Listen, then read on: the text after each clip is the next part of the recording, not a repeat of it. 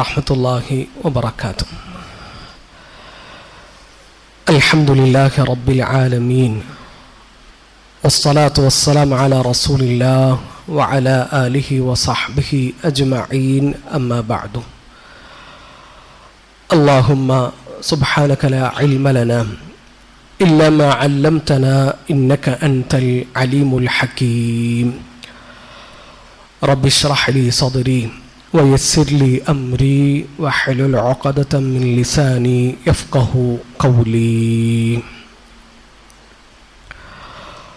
അള്ളാഹുവിൻ്റെ മാർഗത്തിൽ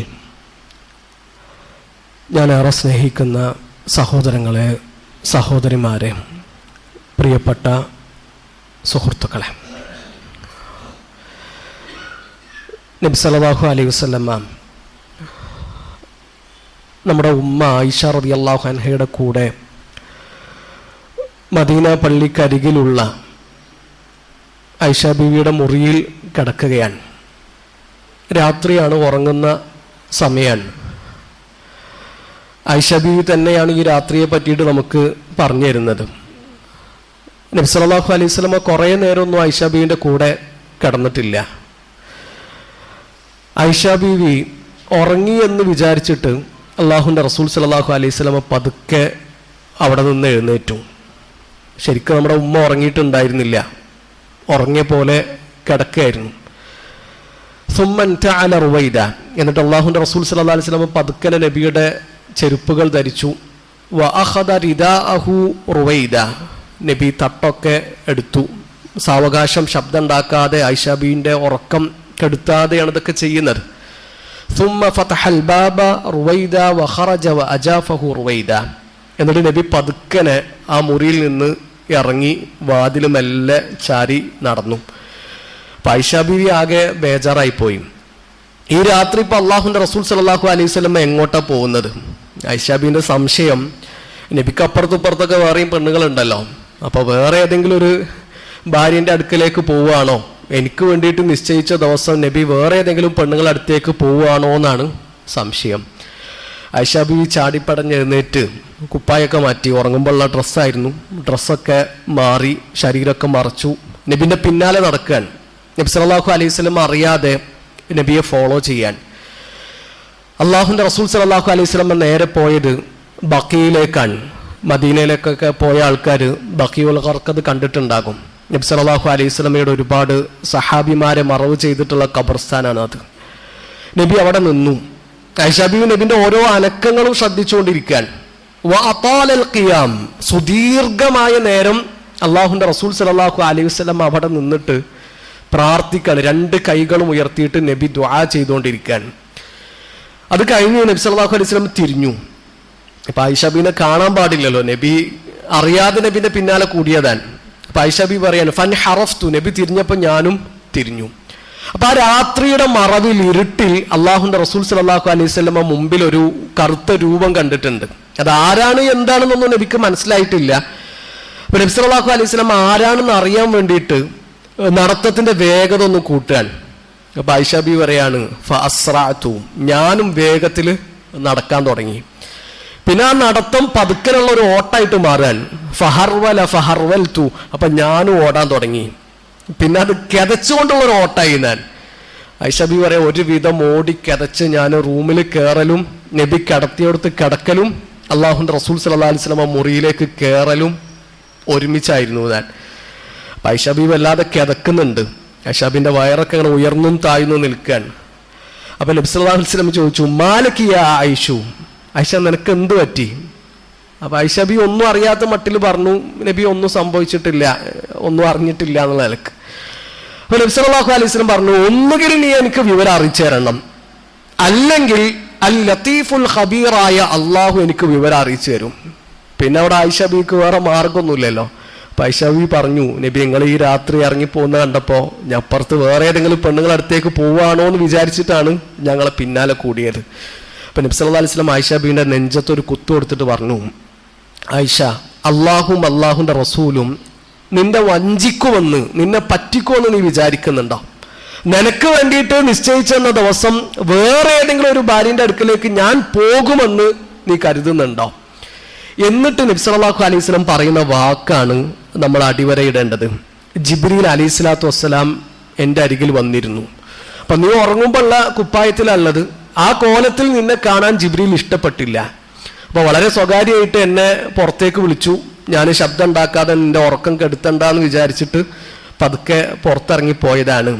എന്നോട് പറഞ്ഞത് ബഖീയിലേക്ക് പോകാനും ബഖീയിലുള്ള സഹാബിമാർക്ക് വേണ്ടി ഇസ്തിഗ്ഫാർ തേടാനും അള്ളാഹു നിങ്ങളോട് കൽപ്പിച്ചിട്ടുണ്ട് ഞാൻ. അതുകൊണ്ടാണ് ഞാൻ ബഖീയിലേക്ക് പോയത്. നമ്മൾ ആലോചിക്കേണ്ടത്, എല്ലാവരും ഉറങ്ങുന്ന സമയത്തും എല്ലാവരും റെസ്റ്റ് എടുക്കുന്ന നേരത്തും നബി സല്ലല്ലാഹു അലൈഹി വസല്ലമയോട് വിശ്രമിക്കാനല്ല അള്ളാഹു പറയുന്നത്. എഴുന്നേറ്റ് പോയി ബഖീയിൽ ചെന്ന് ആ സഹാബിമാർക്ക് വേണ്ടി ഇസ്തിഗ്ഫാർ തേടാനാണ് പറയുന്നത്. ആ രാത്രിയിലും അള്ളാഹുവിന്റെ റസൂൽ സല്ലല്ലാഹു അലൈഹി വസല്ലമ ഇബാദത്തിലാണ്, അള്ളാഹുലേക്ക് അടുക്കാനുള്ള മാർഗങ്ങളിലാണ് പ്രിയപ്പെട്ട അനുചരന്മാർക്ക് വേണ്ടി പ്രാർത്ഥിച്ചു കൊണ്ടിരിക്കുകയായിരുന്നു. പ്രിയപ്പെട്ടവരെ, റമളാനിൻ്റെ ആദ്യത്തെ പകുതി അവസാനിക്കുമ്പോൾ നമ്മുടെ മൈൻഡിൽ നബി സല്ലല്ലാഹു അലൈഹി വസല്ലമയുടെ ഈ രാത്രി ഉണ്ടാകണം. ഇനി ശേഷിക്കുന്ന രാത്രികൾ ജീവനുള്ളതാക്കാൻ, നനവുള്ളതാക്കാൻ അള്ളാഹുവിൻ്റെ റസൂൽ സല്ലല്ലാഹു അലൈഹി വസല്ലമയുടെ ഈ ഒരു രാത്രി നമുക്ക് പ്രചോദനമാകണം, പ്രേരണയാകണം. അള്ളാഹു നമ്മളെല്ലാവരെയും അതിന് സഹായിക്കട്ടെ. നബി സല്ലല്ലാഹു അലൈഹി വസല്ലമയുടെ രാവും പകലും കണ്ടവരാണ് സഹാബിമാർ. അള്ളാഹുവിൻ്റെ റസൂൽ സല്ലല്ലാഹു അലൈഹി വസല്ലമയുടെ ചൂടും സുഗന്ധവും അറിഞ്ഞവരാണ് അവർ. മദീനയിൽ നിന്ന് 4 കിലോമീറ്ററുകൾ അപ്പുറത്തുള്ള ഉഹദ് മല, അള്ളാഹുവിൻ്റെ റസൂൽ പറയാണ്, ലാ തസുബ്ബു അസ്ഹാബി, നിങ്ങൾ എൻ്റെ സഹാബിമാരെ ചീത്ത പറയാൻ പാടില്ല. ഫവല്ലദീ നഫ്സി ബിയദിഹി, അള്ളാഹു തന്നെയാണ് സത്യം, ലൗ അന്ന അഹദകും അൻഫക മിസ്ല ഉഹദിൻ ദഹബ മാ ബലഗ മുദ്ദ അഹദിഹിം വലാ നസീഫഹു, നിങ്ങൾ ഉഹദ് മലയുടെ അത്ര സ്വർണം ചെലവഴിച്ചാലും എൻ്റെ സഹാബിമാർ ചെലവഴിച്ച ഒരു മുദ്ദിന്റെ അത്ര വരൂല അതെന്നാ പറഞ്ഞത്. ഉഹദ് മല കണ്ട ആൾക്കാർക്ക് അറിയാം അതിന്റെ വലുപ്പം എത്രയെന്ന്. 7-8 കിലോമീറ്റർ നീണ്ടു പരന്നു കിടക്കുന്ന മലനിരയാണ് ഉഹദ്. ആ ഉഹദിന്റെ അത്ര സ്വർണം നിങ്ങൾ ചെലവഴിച്ചാലും എൻ്റെ സഹാബിമാർ ചെലവഴിച്ച ഒരു മുദ്ദിന്റെ അത്ര വരൂല എന്നാണ് പറഞ്ഞത്.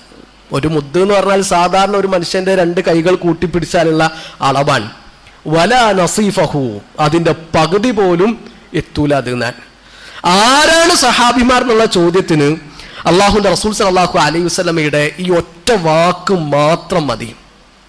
അള്ളാഹു തൃപ്തിപ്പെട്ടവരാണ് അവർ, അള്ളാഹുവിന് അവരും തൃപ്തിപ്പെട്ടിട്ടുണ്ട്. റളിയല്ലാഹു അൻഹും വറദു അൻ, അത് ഖുർആൻ സഹാബിമാർക്ക് കൊടുത്തിട്ടുള്ള സർട്ടിഫിക്കറ്റാണ്. ആ സഹാബിമാരെ പറ്റിയിട്ട് നമ്മൾ ശരിക്കും ആലോചിച്ചിട്ടുണ്ടോ? പട്ടിനേക്കാൾ മിനുസമുള്ള അള്ളാഹുവിന്റെ റസൂൽ സല്ലല്ലാഹു അലൈഹി വസല്ലമയുടെ കൈ പിടിച്ച് ബൈഅത്ത് ചെയ്ത് അഷ്ഹദു അല്ലാ ഇലാഹ ഇല്ലല്ലാഹ് വ അഷ്ഹദു അന്ന മുഹമ്മദർ റസൂലുള്ളാഹ് എന്ന് പ്രഖ്യാപിച്ച് ഈ ദീനിലേക്ക് വന്നവരാണ് സഹാബിമാർ.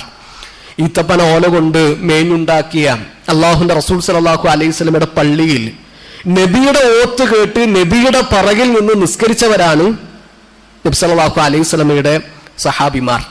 തൂവെള്ള വസ്ത്രം ധരിച്ച് കറുകറുത്ത മുടിയുള്ള മനുഷ്യന്റെ കോലത്തിൽ ജിബ്രീൽ അലൈഹി സ്വലാത്തു വസ്സലാമ വന്നതും ആ ജിബ്രീൽ നബിയോട് ചോദ്യങ്ങൾ ചോദിച്ചതും ജിബ്രീൽ അലൈഹി സ്വലാത്തു വസ്സലാമക്ക് അള്ളാഹുവിന്റെ റസൂൽ സല്ലല്ലാഹു അലൈഹി വസല്ലമ ഉത്തരം കൊടുത്തതും കണ്ണുകൾ കൊണ്ടും കാതുകൾ കൊണ്ടും സാക്ഷിയായവരാണ് നബി സല്ലല്ലാഹു അലൈഹി വസല്ലമയുടെ സഹാബിമാർ. അവരുടെ ഈമാൻ എത്രയായിരിക്കും?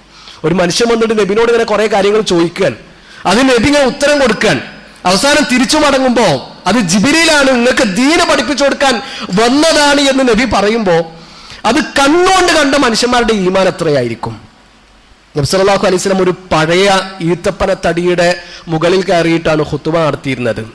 അപ്പോൾ ഒരു അൻസാരിയായ സഹാബി പറഞ്ഞു, അള്ളാഹുവിന്റെ റസൂലെ, നിങ്ങൾക്ക് ഞാൻ പുതിയൊരു മിമ്പർ ഉണ്ടാക്കി തരാം, ഈ പഴയ മിമ്പർ നമുക്ക് മാറ്റി വെക്കാം. അടുത്ത ആഴ്ച നബി സല്ലല്ലാഹു അലൈഹി വസല്ലം ആ പുതിയ മിമ്പറിന്റെ മുകളിൽ കയറിയിട്ട് ഖുതുബ നടത്താൻ. വെള്ളിയാഴ്ച ഖുതുബ നടക്കുമ്പോൾ പള്ളിയിൽ നിന്നൊരു തേങ്ങ കരച്ചിലാണ്. ആരാ കരയുന്നത്? ആ പഴയ മിമ്പറാണ് കരയുന്നത്. നബി സല്ലല്ലാഹു അലൈഹി വസല്ലം ആ പുതിയ മിമ്പറിന് താഴെ ഇറങ്ങി ആ പഴയ മിമ്പറിനെ ചേർത്ത് പിടിച്ചു. നബി ചേർത്ത് പിടിച്ചപ്പോഴാണ് ആ മിമ്പർ കരച്ചിലടക്കുന്നത്. ആ തേങ്ങിക്കരച്ചിലിന്റെ ശബ്ദം കാതുകൾ കൊണ്ട് കേട്ടവരാണ് സഹാബിമാർ. കൊടും തണുപ്പുള്ള രാത്രിയിൽ അള്ളാഹുവിന്റെ റസൂൽ സല്ലല്ലാഹു അലൈഹി വസല്ലമക്ക് വഹി ഇറങ്ങും. വഹി ഇറങ്ങുമ്പോൾ നബി സല്ലല്ലാഹു അലൈഹി വസല്ലമയുടെ നെറ്റിത്തടം വിയർക്കും. അത് വിയർക്കുന്നത് കണ്ണുകൾ കൊണ്ട് കണ്ടവരാണ് അവർ. അള്ളാഹുവിന്റെ റസൂൽ സല്ലല്ലാഹു അലൈഹി വസല്ലമയുടെ മദീന പള്ളിയിൽ നിന്ന് ബിരുദവും ബിരുദാനന്തര ബിരുദവും എടുത്തവരാണ് നബി സല്ലല്ലാഹു അലൈഹി വസല്ലമയുടെ സഹാബിമാർ. ബദറും ഉഹദും ഖന്തക്കും തബൂക്കും ഹുനൈനും ഒക്കെ നമുക്ക് ചരിത്രങ്ങളാണ്. പക്ഷേ സഹാബിമാർക്ക് അതൊക്കെ ജീവിതാനുഭവങ്ങളാണ്. അള്ളാഹുവിന്റെ റസൂൽ സല്ലല്ലാഹു അലൈഹി വസല്ലമയുടെ സന്തോഷങ്ങളിലും നബിന്റെ സങ്കടങ്ങളിലും നബിയുടെ കൂടെ ചേർന്ന് നിന്നവർ. നബി സല്ലല്ലാഹു അലൈഹി വസല്ലമ ജീവിച്ചിരിക്കുന്ന കാലത്ത് തന്നെ അള്ളാഹുവിന്റെ റസൂൽ സല്ലല്ലാഹു അലൈഹി വസല്ലമയുടെ 6 മക്കളും വഫാത്തായിട്ടുണ്ട്. ആ മരണത്തിൽ നബി സല്ലല്ലാഹു അലൈഹി വസല്ലമയുടെ കൂടെ ഒട്ടിച്ചേർന്ന് നിന്ന് നബിയെ ആശ്വസിപ്പിച്ചവരാണ് സഹാബിമാർ. അള്ളാഹുവിന്റെ റസൂൽ സല്ലല്ലാഹു അലൈഹി വസല്ലമയുടെ വിവാഹങ്ങൾക്ക് സാക്ഷികളായവരാണ് അവർ.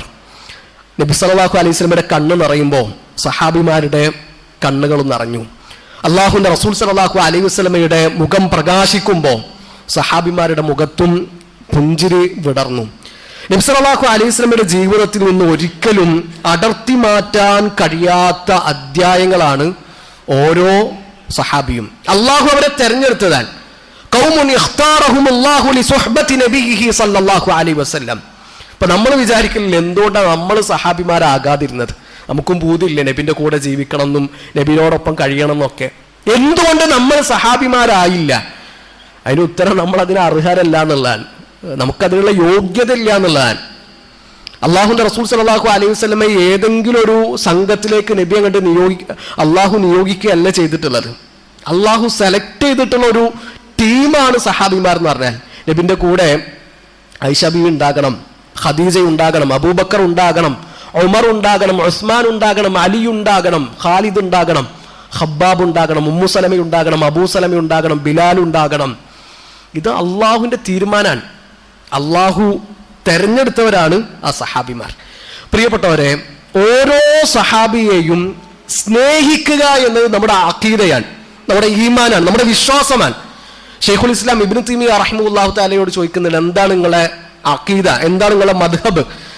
അതിന് ഷെയ്ഖുൽ ഇസ്ലാം ഇബ്നു തൈമിയ്യ റഹിമഹുല്ലാഹ് നൽകുന്ന മറുപടി, യാ സായിലി അൻ മദ്ഹബി വ അഖീദതി റുസിഖൽ ഹുദാ മൻ ലിൽ ഹിദായതി യസ്അലു ഇസ്മഅ കലാമ മുഹഖഖിൻ ഫീ ഖൗലിഹി ലാ യൻസനി അൻഹു വലാ യതബദ്ദലു ഹബ്ബുസ് സഹാബതി കുല്ലിഹിം ലി മദ്ഹബു വ മവദ്ദത്തുൽ ഖുർബാ ബിഹാ അതവസ്സലു. എന്റെ നിലപാട് ചോദിച്ചവരോട്, എന്റെ ആദർശം ചോദിച്ചവരോട് എനിക്ക് പറയാനുള്ളത്, ഹബ്ബുസ് സഹാബതി കുല്ലിഹിം ലി മദ്ഹബു, എല്ലാ സഹാബിമാരെയും സ്നേഹിക്കുക എന്നതാണ് എൻ്റെ മദ്ഹബ്. ഒരു സഹാബിയോടും നമുക്ക് വെറുപ്പുണ്ടാകാൻ പാടില്ല, ദേഷ്യം ഉണ്ടാകാൻ പാടില്ല. എത്ര സുന്ദരമായിട്ടാണ്, എത്ര മനോഹരമായിട്ടാണ് അള്ളാഹുവിന്റെ റസൂൽ സല്ലല്ലാഹു അലൈഹി വസല്ലമയുടെ ഓരോ കൽപ്പനകളും സഹാബിമാർ ജീവിതമാക്കി മാറ്റിയത്. അള്ളാഹുവിന്റെ റസൂൽ സല്ലല്ലാഹു അലൈഹി വസല്ലം ഒരു ഫജ്ർ നിസ്കാരം കഴിഞ്ഞിട്ട് സഹാബിമാരുടെ നേരെ തിരിഞ്ഞു നിന്നു. എന്നിട്ട് ഓരോട് പറയാണ്, ഒരാള് ഒരു പശുവിന്റെ പുറത്ത് കയറിയിട്ട് ഇങ്ങനെ യാത്ര ചെയ്യാൻ ഒരുങ്ങാൻ. അപ്പൊ ആ പശുവിനെ അയാൾ പിടിച്ച് തല്ലുകയാണ്, അടിക്കുകയാണ്. അപ്പൊ ആ പശു സംസാരിച്ചു, ഞാൻ ഇന്നാലം നുഖ്ലഖ് ലിഹാദാ, ഇതിനു വേണ്ടിയിട്ടല്ല ഞങ്ങൾ സൃഷ്ടിക്കപ്പെട്ടിട്ടുള്ളത്, ഞങ്ങളുടെ മുതുകിൽ കയറിയിട്ട് നിങ്ങൾക്ക് യാത്ര ചെയ്യാനുള്ളതല്ല. ഇന്നമാ ഖുലിഖ്നാ ലിൽ ഹർഫ്, ഞങ്ങൾ അള്ളാഹു സൃഷ്ടിച്ചിട്ടുള്ളത് കൃഷിയുടെ ആവശ്യത്തിന് വേണ്ടിയിട്ടാണ്, നിങ്ങൾക്ക് യാത്ര ചെയ്യാനല്ല. അപ്പൊ അള്ളാഹുന്റെ റസൂൽ സല്ലല്ലാഹു അലൈഹി വസല്ലം ഇതിങ്ങനെ പറഞ്ഞപ്പോ മുമ്പിലിരിക്കുന്ന സഹാബിമാർ കൗതുകത്തോടു കൂടി, അത്ഭുതത്തോടു കൂടി നബിയോട് ചോദിക്കുകയാണ്, യാ റസൂൽ അല്ലാഹ് ബഖറത്തുൻ തകല്ലം, ഒരു പശു സംസാരിക്കേ? നബിയെ, ഒരു പശു സംസാരിക്കുകയോ? അപ്പൊ നബി സല്ലല്ലാഹു അലൈഹി വസല്ലം ഉടനെ പറയാണ്, ഫഇന്നി ഊമിനു ബിഹാദാ അന വ അബൂബക്കർ വ ഉമർ, ഇത് ഞാൻ വിശ്വസിക്കുന്നുണ്ട്, അബൂബക്കർ വിശ്വസിക്കുന്നുണ്ട്, ഉമർ വിശ്വസിക്കുന്നുണ്ട്. വമാ ഹുമാ സമ്മ, അബൂബക്കറും ഉമറും ആ സദസ്സിൽ ഉണ്ടായിരുന്നില്ല. അബൂബക്കറും ഉമറും ഇല്ലാത്ത സദസ്സിലാണ് നബി സല്ലല്ലാഹു അലൈഹി വസല്ലം ഈ വിഷയം അവതരിപ്പിച്ചത്. എന്നിട്ട് നബി പറയാണ്, ഓർ രണ്ടാൾ ഇത് വിശ്വസിച്ചിട്ടുണ്ട്. നബി സല്ലല്ലാഹു അലൈഹി വസല്ലം വീണ്ടും പറയാണ്, ഒരു ആട്ടിടയൻ അയാളുടെ ആട്ടിൻ പറ്റുമായിട്ട് ഇങ്ങനെ നടന്നു പോകുമ്പോൾ ഒരു ചെന്നായ ആ കൂട്ടത്തിൽ നിന്ന് ഒരു ആടിനെ പിടിച്ചു. ഈ ആട്ടിടയൻ അതിന്റെ പിന്നാലെ ചെന്നിട്ട് ആ ആടിനെ രക്ഷപ്പെടുത്തി. അപ്പൊ ആ ചെന്നായ സംസാരിച്ചു ഞാൻ. അപ്പൊ വീണ്ടും സഹാബിമാർ ഒരു കൗതുകത്തോടു കൂടി, അവരതിനെ നിഷേധിക്കൊന്നല്ല, പക്ഷെ അവർക്കത് കേൾക്കുമ്പോൾ ഒരു അത്ഭുതം. അപ്പൊ അവർ ചോദിക്കുകയാണ്, യാ റസൂലല്ലാഹ് സുബ്ഹാനല്ലാഹ് ദിബുൻ യതകല്ലം, ഒരു ചെന്നായ സംസാരിക്കേ? അപ്പോഴേ നബി പറയാണ്, ഫഇന്നി ഊമിനു ബിഹാദാ അന വ അബൂബക്കർ വ ഉമർ, അത് ഞാൻ വിശ്വസിക്കുന്നുണ്ട്, അബൂബക്കർ വിശ്വസിക്കുന്നുണ്ട്, ഉമർ വിശ്വസിക്കുന്നുണ്ട്. വമാഹുമാ സമ്മ, അബൂബക്കറും ഉമറും ആ സദസ്സിലുണ്ടായിരുന്നില്ല. എന്താണ് അബൂബക്കറിന്റെയും ഉമറിന്റെയും ഈമാൻ നമ്മൾ ആലോചിക്കുക. ഈ ഉമ്മത്തിലെ ഏറ്റവും ശ്രേഷ്ഠരായ 2 മനുഷ്യന്മാരാണ് അവർ. നബി സല്ലല്ലാഹു അലൈഹി വസല്ലം കഴിഞ്ഞാൽ പിന്നെ അബൂബക്കർ, അബൂബക്കർ കഴിഞ്ഞാൽ പിന്നെ ഉമർ. അള്ളാഹുവിന്റെ റസൂൽ എന്താണോ പറഞ്ഞത് അതിന്റെ അപ്പുറവും ഇപ്പുറവും നോക്കാതെ അത് അതുപോലെ വിശ്വസിച്ചവരും സത്യപ്പെടുത്തിയവരുമാണ് സഹാബിമാരെന്ന് പറഞ്ഞാൽ. അവർക്ക് പിന്നെ നബി പറഞ്ഞ കാര്യമാണോ അതിൽ പിന്നെ സംശയമില്ല, പിന്നെ ഒരു ഡൗട്ടില്ല, പിന്നെ അതിൽ സന്ദേഹങ്ങളില്ല. അതന്നെയാണ് നമ്മളും ഷഹാദത്ത് പ്രഖ്യാപിച്ചപ്പോൾ ശരിക്ക് പ്രഖ്യാപിച്ചിട്ടുള്ള കാര്യം. തസ്ദീഖുഹു ഫീമാ അഖ്ബറ, അള്ളാഹുവിന്റെ റസൂൽ എന്താണോ നമുക്ക് അറിയിച്ചു തരുന്നത് അത് ഞാൻ സത്യപ്പെടുത്തിയിരിക്കും. ഇപ്പോൾ ദീനിന്റെ കാര്യമൊക്കെ എങ്ങനെയാണ്, ചിലതൊന്നും ഇപ്പൊ നമുക്ക് കേട്ടാൽ അങ്ങനെ ദഹിക്കൂല. നമ്മളെ ബുദ്ധി കൊണ്ടായിട്ട് ചിന്തിച്ചാൽ നമ്മൾ അവിടെ എത്തൂല. പക്ഷെ ബുദ്ധി കൊണ്ട് ചിന്തിച്ചിട്ട് എനിക്ക് ബോധ്യപ്പെട്ടിട്ട് ഞാൻ എല്ലാം സ്വീകരിക്കുള്ളൂ എന്ന് പറഞ്ഞാൽ അവർക്ക് ദീനിന്റെ എല്ലാ നിയമങ്ങളും എടുക്കാൻ പറ്റൂല. ഇപ്പൊ നിങ്ങൾ വെറുതെ റമദാനെ പറ്റിയിട്ട് ആലോചിക്കുക. റമദാനിൽ ഒരു ആർത്തവകാരി നോമ്പ് ഒഴിവാക്കണം. ആർത്തവകാരിക്ക് നോമ്പെടുക്കാൻ പറ്റൂല, നോമ്പെടുക്കൽ ഹറാമാൻ. അവർക്ക് നിസ്കരിക്കാനും പറ്റൂല, നിസ്കാരവും ഹറാമാൻ. എന്നാൽ ആർത്തവം കഴിഞ്ഞ് റമദാനിൽ നഷ്ടപ്പെട്ട നോമ്പുകൾ അവർ പിന്നീട് നോറ്റ് വീട്ടണം. എന്നാൽ നിസ്കാരം ഒരു പിന്നീട് മടക്കി നിർവഹിക്കേണ്ട കാര്യമില്ലല്ലോ. അതെന്താ നിസ്കാരം മടക്കി നിർവഹിക്കേണ്ട, നോമ്പ് നോറ്റ് വീട്ടണം? അതെന്താ അങ്ങനത്തെ ഒരു നിയമം? അങ്ങനത്തെ നിയമമാണ് അള്ളാഹുവിന്റെ റസൂലും പഠിപ്പിച്ചിട്ടുള്ളത്. അത് അതുപോലെ നമ്മൾ അംഗീകരിക്കണം. ഐഷബീന്റെ അടുക്കൽ വന്നിട്ട് ഒരു സഹാബി വനിത ചോദിക്കുന്നുണ്ട്, എന്താ ഇപ്പൊ നമ്മൾ നിസ്കാരം മടക്കി നിർവഹിക്കുന്നില്ലല്ലോ, വീട്ടിൽ നിർവഹിക്കുന്നില്ലല്ലോ, നോമ്പ് നമ്മൾ നോറ്റ് വീട്ടുന്നുണ്ടല്ലോ, അതെന്താ അങ്ങനെ? അപ്പൊ ഐഷബി തിരിച്ചു ചോദിക്കാണ്, ആ ഹറൂരിയത്തുൻ അൻതി, നീ ഹറൂരിയ വിഭാഗത്തിൽപ്പെട്ട ആളാണോ? ഖവാരിജുകളുടെ കൂട്ടത്തിൽപ്പെട്ട ഒരു ടീമാണ് ഹറൂരിയാക്കൾ. ഒരു പെണ്ണുങ്ങളോട് ആർത്തവ സമയത്ത് നഷ്ടപ്പെട്ട നിസ്കാരവും മടക്കി നിർവഹിക്കണം എന്ന് പറയുന്നവരാണ്. അപ്പൊ ആ പെണ്ണ് പറയുന്നത്, ഞാൻ ഹറൂരിയ ഒന്നും അല്ല, പക്ഷെ അറിയാൻ വേണ്ടിയിട്ട് ചോദിച്ചതാണ്. അപ്പോൾ ഐഷബി പറയാണ്, നമ്മളോട് നിസ്കാരം മടക്കി നിർവഹിക്കാൻ കൽപ്പിച്ചിട്ടില്ല, എന്നാൽ നോമ്പ് നോറ്റ് വീട്ടാൻ പറഞ്ഞിട്ടുണ്ട്, അതുകൊണ്ട് നമ്മൾ അത് ചെയ്യുന്നു എന്നാണ്. ഇപ്പൊ ഒരാൾ ഹജ്ജിന് പോയി, ഉംറക്ക് പോയി. ഇപ്പൊ കഅബയില് തൊടാനും മുത്താനും നബി സല്ലല്ലാഹു അലൈഹി വസല്ലം പഠിപ്പിച്ചത് ഹജറുൽ അസ്വദാൻ, തൊടാൻ മാത്രം പഠിപ്പിച്ചത് റുക്നുൽ യമാനിയാണ്. കഅബയുടെ വേറൊരു ഭാഗവും തൊടാൻ പഠിപ്പിക്കപ്പെട്ടിട്ടില്ല, തൊടുന്നതിൽ പ്രത്യേകതയില്ല. അപ്പൊ ഒരാളിങ്ങനെ ആലോചിക്കുക, എന്താ ഇപ്പൊ റുക്നുൽ യമാനി പോലെയല്ലേ കഅബന്റെ ബാക്കിയുള്ള മൂലയെന്ന് വിചാരിച്ചാൽ അങ്ങനെ പറ്റൂല. ഈ മൂല തൊടാനേ പറഞ്ഞിട്ടുള്ളൂ, തൊടാനും ചുംബിക്കാനും പറഞ്ഞത് ഹജറാൻ. ഒരാൾ റുക്നുൽ യമാനി പോയി ചുംബിക്കുകയാണെങ്കിൽ അത് പറ്റൂല. എന്താ റുക്നുൽ യമാനി ചുംബിച്ചാൽ എന്താ പ്രശ്നം? ചുംബിക്കാൻ പറ്റൂല, കാരണം നബിയെ ചുംബിക്കാൻ പറഞ്ഞിട്ടില്ല. അപ്പൊ ദീനെന്ന് പറഞ്ഞാൽ അതാണ്. ഒരാള് ആട്ടിറച്ചി തിന്നു, അയാളുടെ വുദൂവിന് പ്രശ്നമൊന്നുമില്ല. ആട്ടിറച്ചി കഴിച്ചു, അയാള് വായ കഴുകിയിട്ട് നിസ്കരിച്ചു, വുദു എടുത്തിട്ടില്ല, പ്രശ്നമില്ല. എന്നാൽ ഓരോ ഒട്ടകത്തിന്റെ ഇറച്ചിയെ തിന്നത്, ഒട്ടകത്തിന്റെ ഇറച്ചി തിന്നാൽ വുദു മുറിയുമെന്ന് നബി സല്ലല്ലാഹു അലൈഹി വസല്ലം പറഞ്ഞു. സഹാബിമാർ ചോദിക്കണം, നബിയെ ഞങ്ങൾ ആട്ടിറച്ചി തിന്നു, ഞങ്ങൾ വുദു എടുക്കണോ? ഇൻഷിഅ, നിങ്ങൾക്ക് വേണമെങ്കിൽ നിങ്ങൾക്ക് വുദു എടുക്കാം, വേണ്ടെങ്കിൽ വുദു എടുക്കണ്ട. ഒട്ടകത്തിന്റെ ഇറച്ചിയാണ് തിന്നെങ്കിലോ തവല്ലഉ മിൻഹാ, നിങ്ങൾ ഒട്ടകത്തിന്റെ ഇറച്ചി തിന്നാൽ വുദു എടുക്കണമെന്ന് അള്ളാഹുവിന്റെ റസൂൽ സല്ലല്ലാഹു അലൈഹി വസല്ലം പറഞ്ഞു. അതപ്പോ രണ്ടും ഇറച്ചിയല്ലേ, രണ്ടും ഇറച്ചിയാണ്. ഒന്ന് തിന്നാൽ വുദു എടുക്കണം എന്ന് നബി പറഞ്ഞു, ഒന്ന് തിന്നാൽ വുദു എടുക്കേണ്ട ആവശ്യമില്ല എന്ന് പറഞ്ഞു. അപ്പൊ നബി പറഞ്ഞതാണ് അതിന്റെ കണക്കെന്ന് പറഞ്ഞാൽ. ഇപ്പൊ ചില കാര്യങ്ങളൊന്നും നമ്മൾ ആലോചിച്ചാൽ ഒരു ഐഡിയ ഉണ്ടാവില്ല. ഇപ്പൊ എന്താ ഇപ്പോ സുബഹി 2 റക്അത്ത് കഷ്ടപ്പെട്ട് രാവിലെ ഉറക്കൊക്കെ ഒഴിവാക്കി എഴുന്നേറ്റ് വന്നിട്ട് സുബഹി 2 റക്അത്ത് നിസ്കരിക്കുന്നത്, ദുഹർ 4 ആണല്ലോ. അപ്പൊ ദുഹർ 2 ആക്കിയിട്ട് സുബഹി എന്തുകൊണ്ട് 4 ആക്കിക്കൂടാ? പറ്റൂല. ആ റക്അത്തുകളുടെ എണ്ണം അള്ളാഹു പറഞ്ഞതാണ്. ഞാൻ ഇവിടുന്ന് കേരളത്തിൽ നിന്ന് കഷ്ടപ്പെട്ട് മക്കയിലെത്തി അവിടെ ഹജ്ജ് ഉംറ ചെയ്യാൻ ചെന്നിട്ട് ഞാൻ 7 തവാഫ ചെയ്യും, നിങ്ങൾക്കൊരു 14 തവാഫ് ചെയ്താൽ എന്താ? അങ്ങനെ പറ്റൂല. അപ്പൊ അങ്ങനെയാണ് ദീനിന്റെ കാര്യങ്ങൾ നമ്മൾ അറിയേണ്ടത്. അള്ളാഹും റസൂലും പറഞ്ഞതാണോ അവിടെ നമ്മൾ നിൽക്കുക.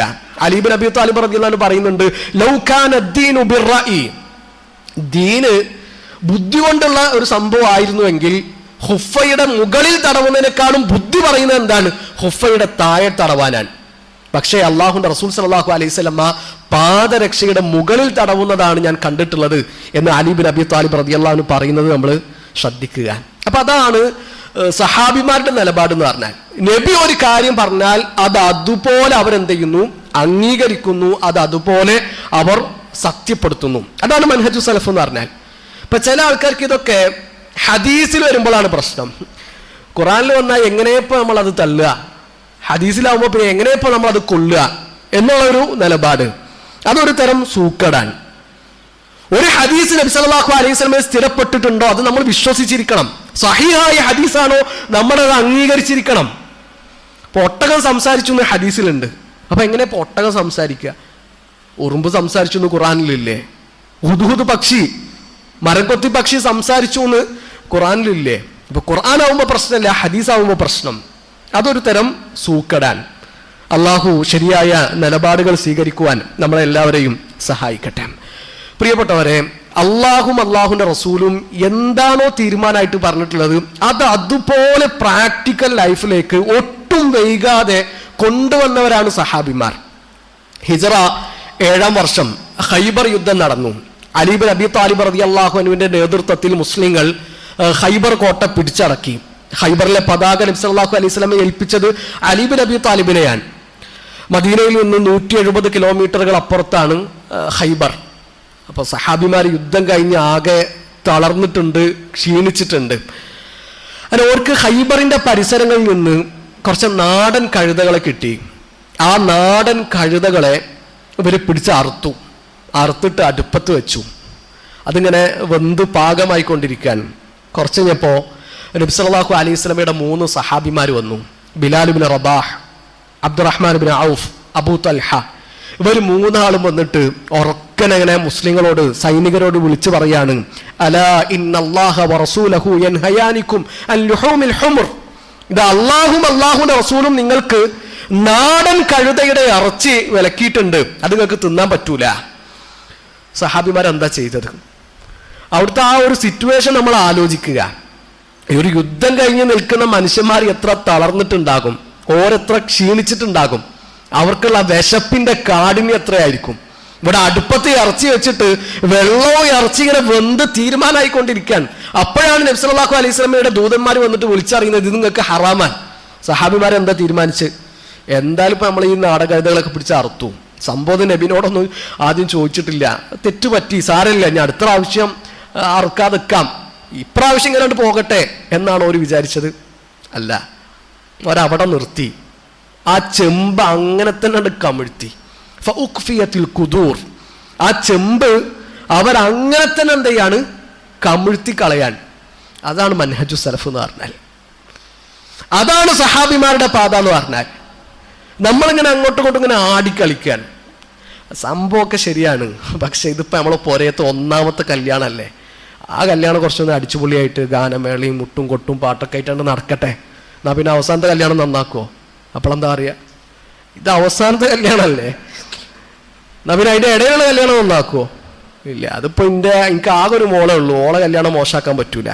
എന്നാ 2 പെൺമക്കളുണ്ടെങ്കിലോ, മൂത്തോളത് ഇപ്പൊ അത്ര ഉഷാറാക്കിയിട്ട് പിന്നെ 2ാമത്തോളത് പിന്നെ മോശമാക്കിയാൽ അത് പറ്റൂലല്ലോ അല്ലേ.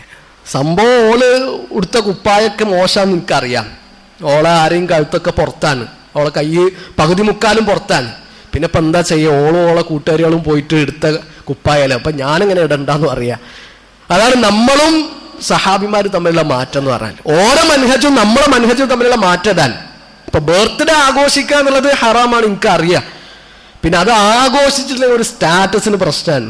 ഫാമിലിയിൽ ഇപ്പം എല്ലാവരും അത് ആഘോഷിക്കുന്നുണ്ട്. ഇപ്പൊ കൊല്ലത്തിലൊരു ബർത്ത്ഡേ അല്ല, അതൊക്കെ പത്ര അങ്ങോട്ട് മുറുക്കി പിടിക്കണോ, മസിൽ പിടിക്കണോ എന്നാണ് നമ്മൾ നോക്കുക.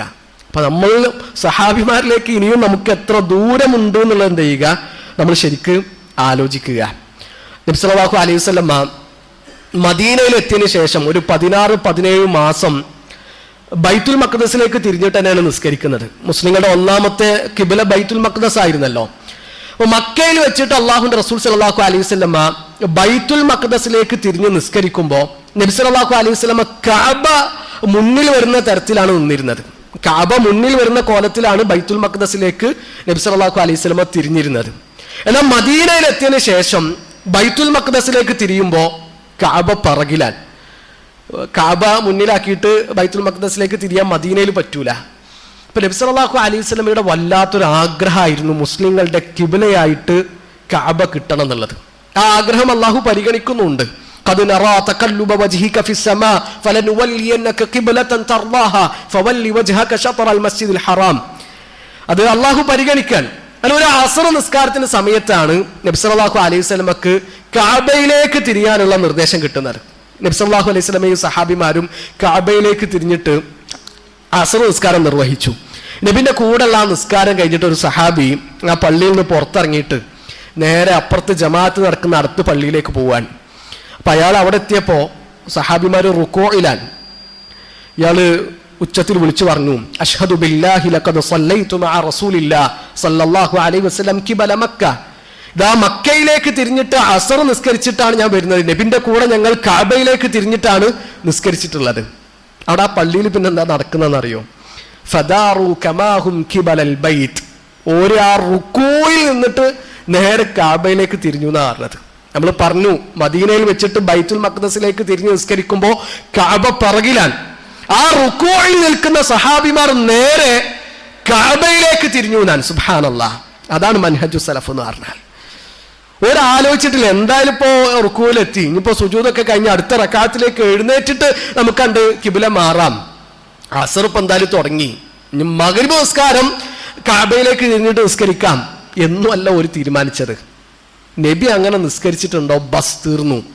പിന്നെ അതിന്റെ അപ്പുറത്തേക്ക് നമുക്ക് വേറെ നിലപാടും അഭിപ്രായം തീരുമാനമൊന്നുമില്ല.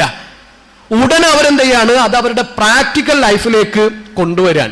അല്ലാഹുവിന്റെ റസൂൽ സല്ലല്ലാഹു അലൈഹി വസല്ലം ഒരു കാര്യം പഠിപ്പിച്ചു കൊടുത്താൽ അത് ജീവിതകാലം മുഴുവൻ കൊണ്ടു നടന്നവരാണ് സഹാബിമാർ. ഹക്കീം ഇബ്നു ഹിസാം റളിയല്ലാഹു അൻഹു അല്ലാഹുവിന്റെ റസൂൽ സല്ലല്ലാഹു അലൈഹി വസല്ലമിന്റെ അടുത്ത് വരികയാണ്. എന്നിട്ട് നബിനോട് എന്തെങ്കിലും തരാൻ പറഞ്ഞു. അപ്പൊ നബിന്റെ ഒരു പ്രത്യേകത, അല്ലാഹുവിന്റെ റസൂലിനോട് ആരെങ്കിലും എന്തെങ്കിലും ചോദിച്ചാൽ നബി അത് എടുത്തു കൊടുക്കും. തെരൂലാന്ന് നബി പറയൂല. അങ്ങനത്തെ ഒരു ശീലം നബിക്കില്ല. ഹക്കീം ഒന്നാമത്തെ തവണ വന്നു, നബി എടുത്തു കൊടുത്തു. രണ്ടാമത്തെ തവണ പിന്നെയും വരികയാണ്. ഫസഅൽതുഹു ഫഅതാനി. അങ്ങനെ നബി വീണ്ടും രണ്ടാമതും ചോദിച്ചപ്പോൾ എടുത്തു കൊടുത്തു. മൂന്നാമത് വീണ്ടും നബിന്റെ അടുക്കൽ വന്നു. അപ്പൊ നബി കൊടുത്തിട്ട് പറഞ്ഞു, യാ ഹക്കീമു ഇന്ന ഹാദൽ മാല ഹദിറത്തുൻ ഹുൽവ. ഹക്കീമേ, ഈ ഇങ്ങനെ ചോദിക്കുമ്പോൾ കിട്ടുന്ന ഈ പൈസ ഉണ്ടല്ലോ, ഈ പണം, അതിനൊരു മധുരണ്ട്, പച്ചപ്പുണ്ട്. അതിങ്ങനെ കിട്ടിയാൽ പിന്നെയും ഇങ്ങനെ ചോദിച്ചുകൊണ്ടിരിക്കും. താഴ്ന്ന കയ്യിനേക്കാളും ഹൈറ് ഉയർന്ന കയ്യാണ്, കൊടുക്കുന്ന കയ്യാണ് വാങ്ങുന്ന കയ്യിനേക്കാളും ഹൈറ് ഹക്കീമേ. ഹക്കീമിന് ഹിസാം റളിയല്ലാഹു പറയാണ്, അല്ലാഹുവിന്റെ റസൂലെ ഞാൻ നിർത്തി, ഇനി ഞാൻ ചോദിക്കൂല, ഇനി ഒരാളോട് ഞാൻ ചോദിക്കൂല. നബി സല്ലല്ലാഹു അലൈഹി വസല്ലമയുടെ കാലം കഴിഞ്ഞു. അബൂബക്കർ സിദ്ദീഖ് റളിയല്ലാഹുവിന്റെ കാലത്ത് മുസ്ലിങ്ങൾക്കൊക്കെ അവകാശപ്പെട്ട പൊതുമുതൽ വന്നു. എല്ലാവർക്കുള്ള ഓഹരി അബൂബക്കർ ഡിവൈഡ് എഴുതി എല്ലാവർക്കും അയച്ചു കൊടുത്തു. ഹക്കീം ഇബ്നു ഹിസാം റളിയല്ലാഹുവിനുള്ള ഓഹരി അദ്ദേഹം സ്വീകരിക്കാൻ കൂട്ടാക്കുന്നില്ല. എനിക്കത് വേണ്ട, ഞാനത് സ്വീകരിക്കുന്നില്ല, അത് മടക്കി അയക്കാൻ. ഉമർ റളിയല്ലാഹുവിന്റെ കാലത്തും ഹക്കീം ഇബ്നു ഹിസാം റളിയല്ലാഹുവിനുള്ള ഓഹരിയായിട്ട് സഹാബിമാർ വരുന്നുണ്ട്. അപ്പോഴും ഹക്കീം ഇബ്നു ഹിസാം പറഞ്ഞു, എനിക്ക് ആ ഓഹരി വേണ്ട. അവസാനം ഉമർ റളിയല്ലാഹു അൻഹു പരസ്യമായിട്ട് പ്രഖ്യാപിക്കുന്നുണ്ട്, ഇന്നി ഉഷ്ഹിദുക്കും യാ മഅ്ശറൽ മുസ്ലിമീന അലാ ഹക്കീം. ഹക്കീം സ്വീകരിക്കുന്ന ഈ നിലപാടിൽ ഞാൻ കുറ്റക്കാരനല്ല. ഹക്കീമിന് അവകാശപ്പെട്ട വിഹിതം ഞാൻ കൊടുക്കാത്തത് കൊണ്ടല്ല, ഉമർ തടഞ്ഞത് കൊണ്ടല്ല ഹക്കീമിന് അത് കിട്ടാത്തത്, മറിച്ച് ഹക്കീം അത് സ്വീകരിക്കാത്തത് കൊണ്ടാണ്. അപ്പൊ നബിന്റെ ഒരു ഉപദേശം കൊണ്ട് ഓരോ ജീവിതത്തിൽ ഉണ്ടാകുന്ന മാറ്റം ആലോചിച്ച് നോക്കി നിങ്ങൾ. ഓർക്ക് അവകാശപ്പെട്ടത് പോലും, ഓർക്ക് അർഹതപ്പെട്ടത് പോലും പിന്നെ വേണ്ട എന്നാണ് ഒരു തീരുമാനിച്ചിട്ടുള്ളത്. അതാണ് മൻഹജു സലഫ് എന്ന് പറഞ്ഞാൽ. നമ്മളൊരു ഹദീസ് ഇവിടുന്ന് കേൾക്കും, 2 ദിവസം കഴിഞ്ഞാൽ നമ്മളത് മറക്കും, അല്ലെങ്കിൽ ആ ഹദീസിന് വേണ്ട ഒരു സീരിയസ്നെസ് നമ്മൾ കൊടുക്കൂല, അത് പിന്നെ അങ്ങോട്ട് പതുക്കനണ്ട് ഒഴിവാക്കി കളയും. സഹാബിമാർ അങ്ങനെ ആയിരുന്നില്ല. ഓരോരു ഉപദേശം കേട്ടാൽ അത് ജീവിതകാലം മുഴുവൻ പാലിക്കാനും കൂടെ കൊണ്ടു നടക്കാനുമാണ് ശ്രമിച്ചിരുന്നത്. എന്തിനും അവർ സന്നദ്ധരായിരുന്നു, എന്തിനും അവര് റെഡി ആയിരുന്നു. അല്ലാഹുവിന്റെ റസൂൽ സല്ലല്ലാഹു അലൈഹി വസല്ലം ഒരിക്കൽ 300 ആൾക്കാരുള്ള ഒരു സൈന്യത്തെ നിയോഗിക്കുന്നുണ്ട്. അബൂ ഉബൈദ റളിയല്ലാഹു അൻഹു ആണ് ആ സൈന്യത്തിന്റെ ലീഡർ. സരിയത്തു സൈഫിൽ ബഹർ എന്ന പേരിലാണ് ആ സൈന്യം അറിയപ്പെടുന്നത്. ജാബിർ ബിൻ അബ്ദുല്ലാഹ് റളിയല്ലാഹു അൻഹു ആണ് ഈ സംഭവം നമുക്ക് പറഞ്ഞു തരുന്നത്. ജാബിർ റളിയല്ലാഹു അൻഹു പറയാണ്, ഞങ്ങൾ കുറച്ച് ദീർഘമേറിയ യാത്രയാണ്, യാത്ര പുറപ്പെടുമ്പോൾ ഞങ്ങൾക്ക് യാത്രാ വിഭവമായിട്ട് കാര്യമായിട്ടൊന്നും തരാൻ നബിന്റെ കയ്യിലില്ല. നബി സല്ലല്ലാഹു അലൈഹി വസല്ലം ഒരു തോൽപാത്രത്തിൽ കുറച്ച് കാരക്കയാണ് ഞങ്ങൾക്ക് തന്നിട്ടുള്ളത്. അബൂ ഉബൈദ ഞങ്ങൾക്ക് ആ കാരക്ക ഇങ്ങനെ വീതം വെച്ച് തരും. എന്നാൽ കുറച്ച് ദിവസങ്ങൾ കഴിഞ്ഞപ്പോൾ ഇനിയും ഞങ്ങൾക്ക് ഒരുപാട് ദൂരം യാത്ര ചെയ്യാനുണ്ട്, 300 ആൾക്കാരുണ്ട്, ഈ 300 ആൾക്കാർക്കും കാരക്ക എത്തണം. അബൂ ഉബൈദ കാരക്കയുടെ എണ്ണം കുറച്ചു. പിന്നെ ഒരു ദിവസം ഒരു കാരക്കയാണ് നമുക്ക് കിട്ടുക. ഒരു ദിവസം ഒരു കാരക്കയാണ് അബൂ ഉബൈദ ഞങ്ങൾക്ക് തരിക. അപ്പൊ ജാബിർ ബിൻ അബ്ദുല്ലാ റളിയല്ലാഹു അൻഹു ഇതിങ്ങനെ പറയുമ്പോൾ കേട്ടുന്ന ആൾക്കാർ ചോദിക്കുന്നുണ്ട്, കൈഫ തസ്നഊൻ, ആ ഒരു കാരക്ക കൊണ്ട് നിങ്ങൾ എന്താ ചെയ്യുക? നമ്മൾ നോമ്പെടുത്ത ആൾക്കാരാണല്ലോ, നോമ്പ് തുറക്കുമ്പോൾ നമുക്ക് ഒരു കാരക്ക മാത്രം കിട്ടിയ എന്തായിരിക്കും നമ്മളെ അവസ്ഥ നമ്മൾ ആലോചിച്ചാൽ മതി. അപ്പൊ ജാബിർ ബിൻ അബ്ദുല്ലാ റളിയല്ലാഹു അൻഹു പറയാണ്, നമുസ്സുഹാ കമാ യമുസ്സു സബിയ്യുഹു, ഒരു ചെറിയ കുട്ടി ഉമ്മയുടെ മുലപ്പാല് കുടിക്കുന്ന പോലെ ആ കാരക്ക ഞങ്ങൾ ഞങ്ങളുടെ വായിൽ വെച്ചിട്ട് അലീക്കും. ഫനശ്റബു അലൈഹാ മിനൽ മാ, എന്നിട്ട് അതിന്റെ മീതെ ഞങ്ങൾ വെള്ളം കുടിക്കും. സുബ്ഹാനല്ലാഹ്, ഈ ദീൻ എങ്ങനെയൊക്കെയാണ് സഹാബിമാർ പ്രചരിപ്പിച്ചത്? ആ ആദർശ പ്രചാരണ രംഗത്ത് ഒരു നേരിട്ട പ്രതിസന്ധികളും അവരനുഭവിച്ച ത്യാഗങ്ങളും എന്തൊക്കെയെന്ന് നമ്മൾ ആലോചിക്കുക. അങ്ങനെ ഈ സംഘം നടന്ന് ഒരു കടൽ തീരത്തെത്തിയപ്പോൾ അവിടെ വലിയൊരു തിമിംഗലം ചത്ത് കരക്ക് അടിഞ്ഞിട്ടുണ്ട്.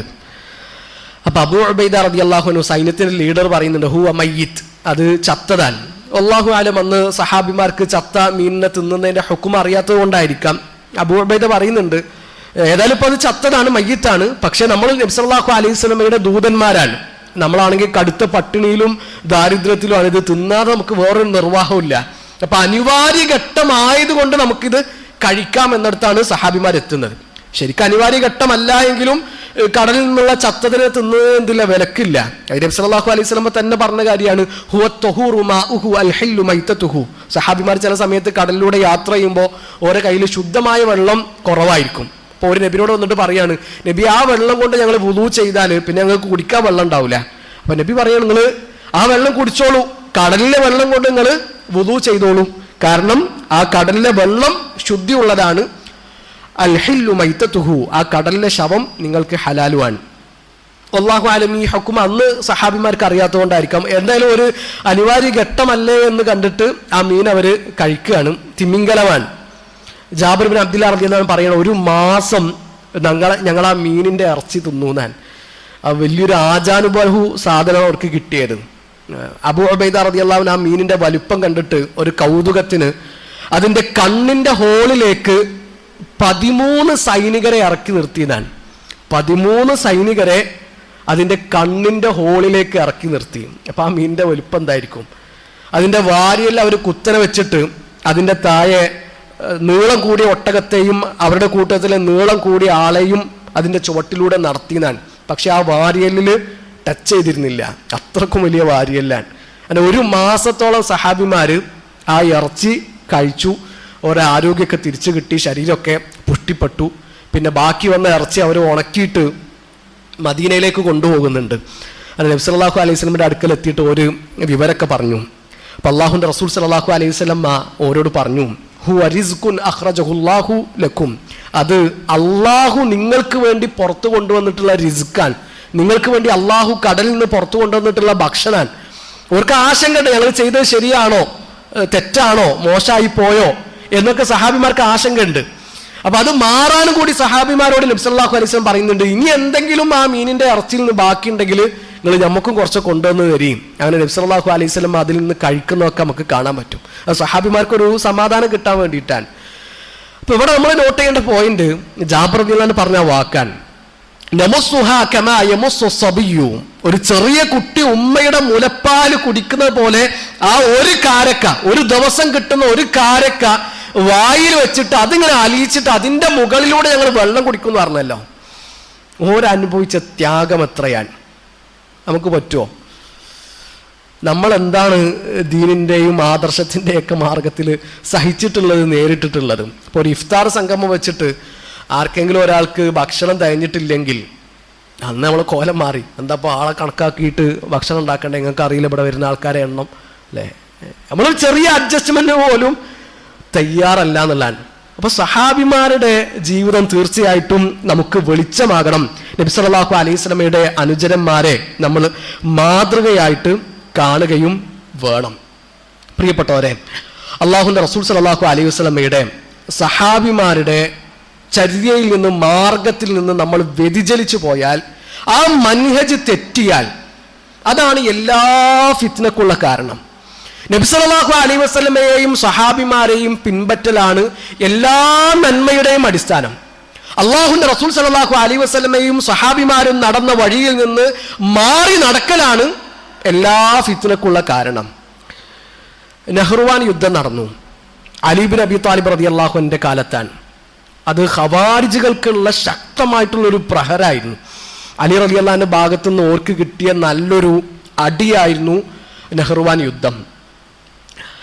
അപ്പോൾ ഈ യുദ്ധത്തിൽ ഖവാരിജുകൾക്ക് ഒരുപാട് നഷ്ടങ്ങൾ ഉണ്ടായി. ഞാൻ അവസാനം ഒരു തീരുമാനിക്കുകയാണ്, നമുക്ക് സഹാബിമാരുടെ കൂട്ടത്തിൽ നിന്ന് 3 ആൾക്കാരെ തീരുമാനാക്കണം. ഒന്ന് അലി ഇബ്നു അബി താലിബ് റളിയല്ലാഹു അൻഹു ആണ്, 2 മുആവിയത്ത് ഇബ്നു അബി സുഫിയാൻ ആണ്, 3 അംർ ഇബ്നു ആസാൻ. അന്ന് ആ കാലത്ത് ജീവിച്ചിരിക്കുന്ന പ്രമുഖരായ സഹാബിമാർ.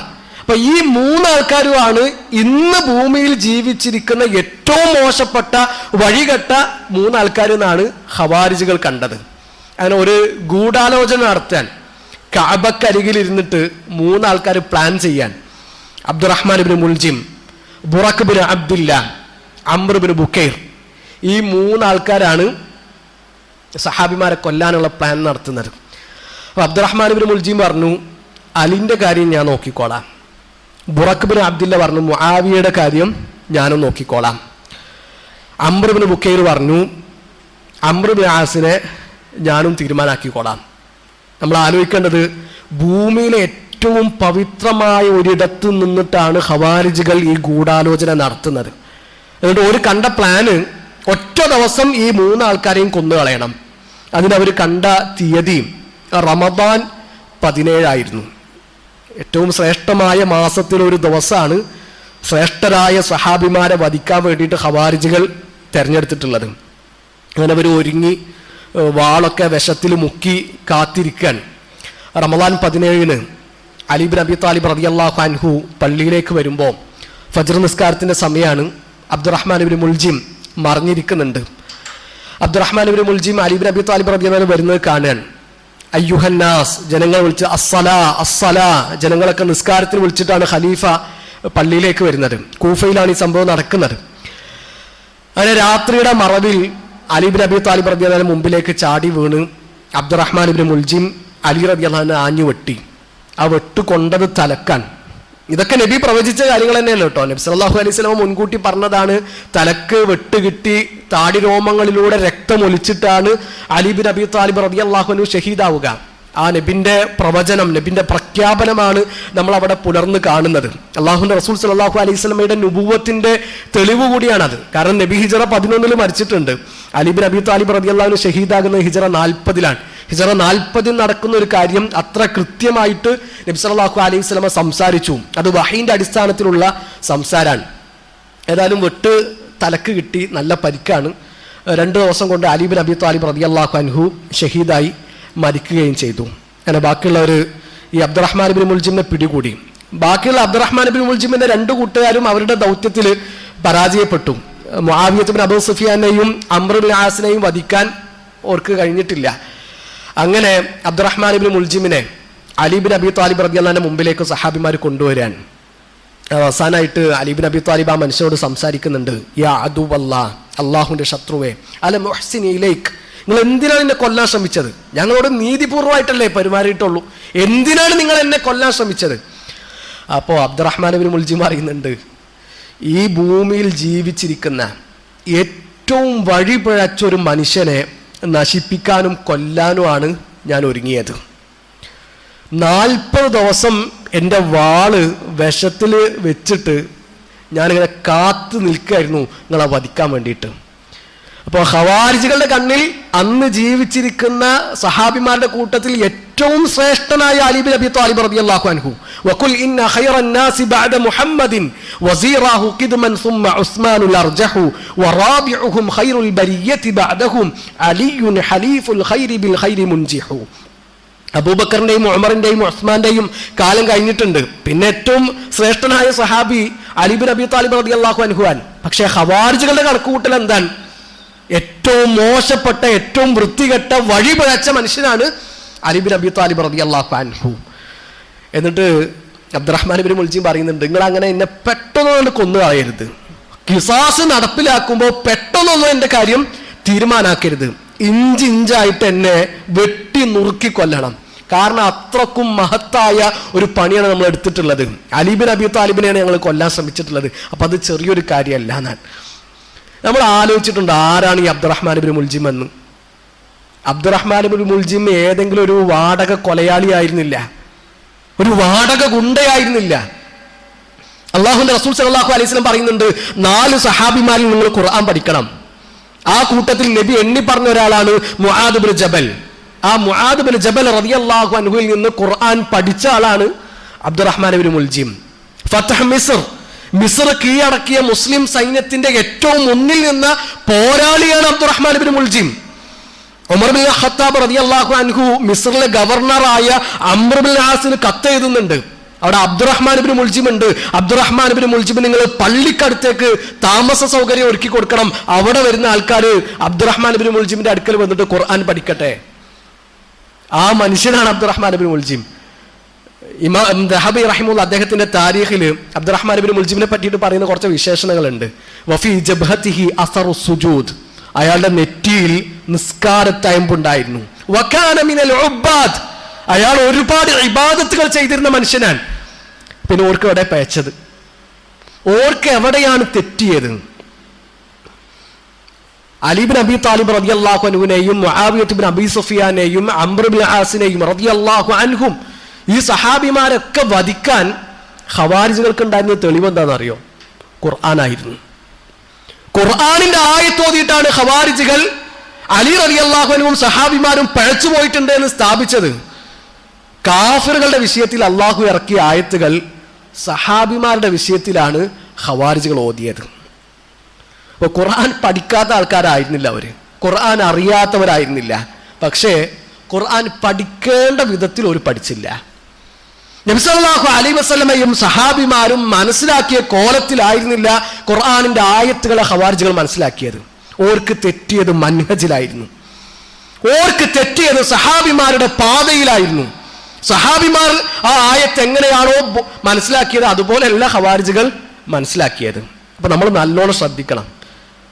നമ്മളിങ്ങനെ ആലോചിക്കും, ഞാനൊക്കെ ഇപ്പം എങ്ങനെ തെറ്റിപ്പോവുക? ഞാൻ എത്ര ഖുർആൻ ക്ലാസ്സിലാണ് പങ്കെടുക്കുന്നത്? ഷാഗന്റെ ക്ലാസ് വേറെ ഉണ്ട്, മണ്ഡലത്തിന്റെ ക്ലാസ് അപ്പുറത്തുണ്ട്, അതിലൊക്കെ ഞാനുണ്ട്. അതിന് പുറമെ ഓൺലൈനായിട്ട് വേറെയും ഞാൻ പഠിക്കുന്നുണ്ട്. പിന്നെ ഞാൻ എങ്ങനെ തെറ്റിപ്പോവുക എന്നാണ് നമ്മൾ ആലോചിക്കുക.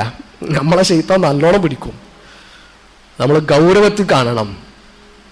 നബി സല്ലല്ലാഹു അലൈഹി വസല്ലം പ്രാർത്ഥിക്കാൻ പറഞ്ഞില്ലേ, അല്ലാഹുമ്മ യാ മുഖല്ലിബൽ ഖുലൂബ് സബ്ബിത് ഖൽബി അലാ ദീനിക്.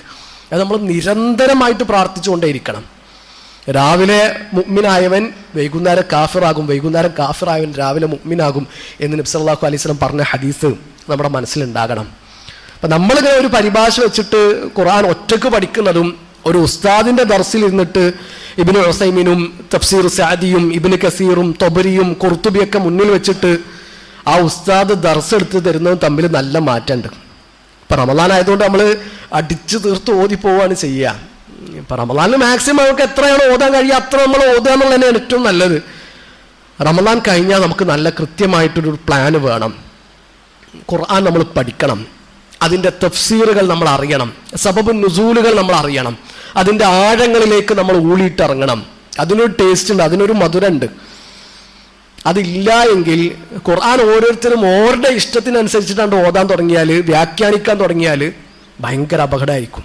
ഇപ്പം റബീഉൽ അവ്വൽ വന്നാൽ നബിദിനത്തിനുള്ള തെളിവ് എന്താണ്?